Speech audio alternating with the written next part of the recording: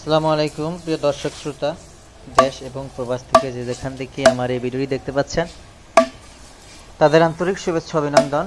দেখতে পাচ্ছেন আপনাদের কিছু ঘাস কাটার দৃশ্য দেখাচ্ছি। ঘাসের কাটিং, ইন্দোনেশিয়ান স্মার্ট নেপিয়ার ঘাসের কাটিং কাটা হচ্ছে। পরিপক্ক কাটিং, শতভাগ পরিপক্ক কাটিং।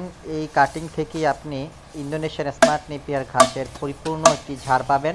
একটা কাটিং রোপণ করলে অনায়াসে 5 থেকে 7 বছর আপনি ওই কাটিং থেকেই ফলন পাবেন। আপনারা অবগত আছেন যে এই ঘাসটা যতবার কাটবেন ততবার এই ঘাসটা বেশি হবে। অন্যান্য ঘাসের তুলনায় এটা এক সোপাতে অনেক বেশি চারা পাওয়া যায়। আপনার সর্বনিম্ন একটা সোপাতে 12 থেকে 15 কেজি পাবেন, উপরে 20-22 কেজি পর্যন্ত হয়ে থাকে। আর এই ঘাসটার অতিরিক্ত পাতা থাকে এবং নরম মিষ্টি স্বাদযুক্ত রসালো এই ঘাসটি গরু, ছাগল, ভেড়া, মহিষ সকল গবাদি পশুই খুব পছন্দ করে থাকে। আপনার খামারের কাঁচা ঘাসের যোগান নিশ্চিত করার জন্য স্মার্ট নেপিয়ার ঘাসের কাটিং রোপণ করুন। ধন্যবাদ সকলকে।